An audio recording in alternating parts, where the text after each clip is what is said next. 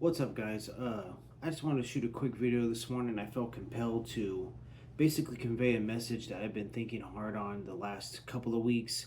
If you've been following my YouTube or any of my social media as well, just Facebook really, then you know that I I released a small testimony in basically a post form talking about different aspects of my life and a calling I've been led to follow, to answer, the call I have to answer.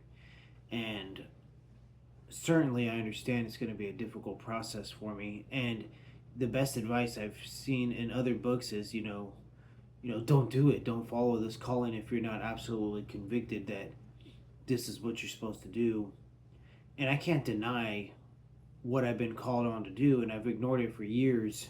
And it's always been in the back of my head through all my mistakes, my regrets, my sins, everything I've ever done. And I definitely understand that because of all my tattoos. I got tattoos on my head. Some of them aren't good tattoos. I'd like to get some of those covered. I am going to get them covered. I understand that most people, a majority of people, are going to mock me when I get to this point where I've fulfilled my calling. Well, not fulfilled, but I've answered it enough to where I'm up there preaching and having a message to convey to other people. But leading up to that, I talked about in the small testimony my different failures and everything.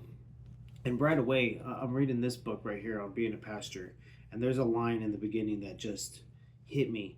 God used failure and disappointment to redirect my life. And it's just been a lot of that. Aside from my wife and kids, my life has been practically just failure after failure and attempt after attempt. And I've tried so many different things.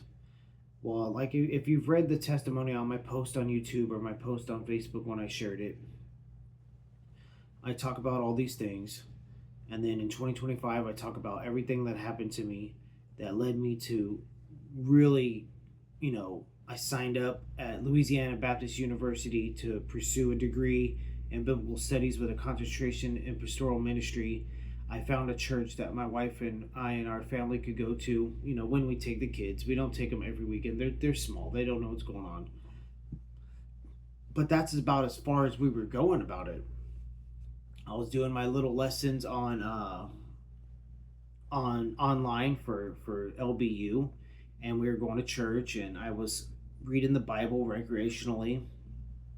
And at first I was reading all these other books to help fuel my journey, but slowly I strayed into fiction, which I'm not knocking fiction. I love my fiction reads. I'm going to continue to read them.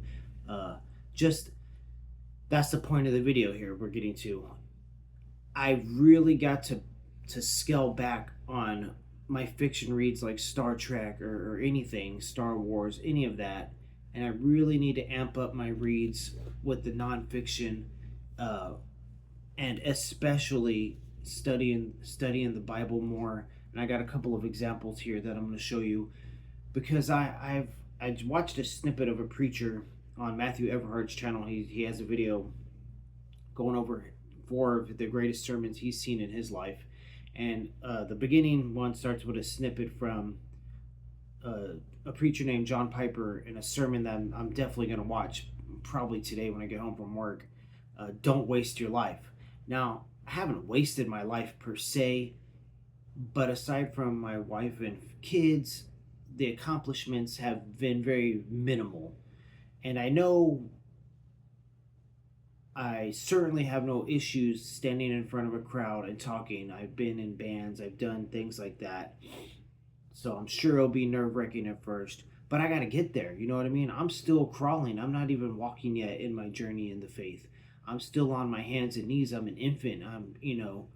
I know nothing. And that's what I've been thinking about the last few days is I really don't know anything. I've read all these books, yes. Some of them stick in my head. Some information I get and I cherish out of it. But your average churchgoer can recite passages from the Bible or they remember them because they've been doing this their whole life. I haven't been. I'm way behind schedule. I've had brief encounters with the faith throughout life, but I've always backtracked back into my secular ways. And this time I've done a lot of things differently. I let go of a lot of music that we were watching. We let go of shows. We've let go of movies. I still have all my collection of movies and stuff, but many of those we'll never watch. You know what I mean? They're just there because when we unpacking everything, I wanted to put them all, out because they've been packed up for years. But a lot of my life is going to have to be adjusted to focusing around studying the Bible more, studying theology more. And I got a few books. I actually got these in a box off eBay, and I really enjoyed what I've seen in them so far. And this Know the Bible in 30 Days, not the end. It's you're basically going to be learning a little bit of the Bible, but I'll be knowing it better in 30 days when I continue that. And I'll certainly know it better as I continue on my degree in school and going to church every Sunday. And we're going to try to go some Wednesdays. It's tough when you have a family and, they're little kids. They don't want to be, they like doing what they do. So I'm also, currently reading on Being a Pastor. It's a phenomenal book so far. Pocket prayers, because my praying is just not that great, and I've really just been doing the first prayer, trying to get better at formulating prayers myself. As you know, I'm kind of studying the first chapter of this book and kind of writing my own little book about it. And I'll talk about that in a minute. And then I'm doing a daily devotional every day. I'm going to try to get my wife involved, and that's something else I've got to do. And I'll have a review coming from a book I'll be reading soon about being the man of the household and having some family worship time and taking care of that. You can definitely see when our AC kicks on right now, but that's okay. Why it affects my phone, I don't know, because it's not plugged into anything. But anyways, I digress. I just wanted to make a quick video talking about things that my writing of my fiction novel On the Teeth of Lions, it's almost done, but as soon as I finish that one, that's something that I'm gonna have to balance out in life, and it's just definitely gonna be supplemental. Like, I won't be writing every day on that. Like, there's no way I'll have the time. I need to spend my mornings, as soon as we're still adjusting to the new home, so my mornings have been nothing. I've just been watching preachers preach, or like this morning I was watching Matthew Everhart talk about sermons, or I found a great channel called Reformation Heritage Books. Been watching videos of them. They've definitely had an impact on my perspectives in my life so far. So I haven't got back into my writing habits yet, and I'm gonna have to switch it up anyways, because I think I need to spend my mornings more watching preachers and studying the word and theology, and I need to be doing that more, not only just eliminating how much I was focusing on fictional writing, but I need to eliminate focusing on TV time.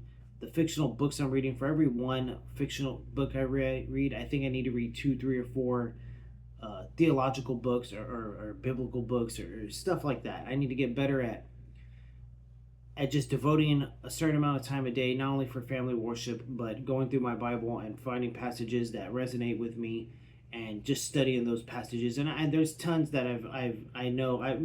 At one point last year, I had the entire Sermon on the Mount memorized. I want to get back to that soon. I think I can. If not memorizing it, then at least reading it every day or something. The Sermon on the Mount is the greatest sermon ever preached. Like, no one can deny that. So that's just the quick video I wanted to update. As far, because the channel's going to flow with my journey for sure. And you're all coming along with me, whether you want to or not. And that's just what it is. Later.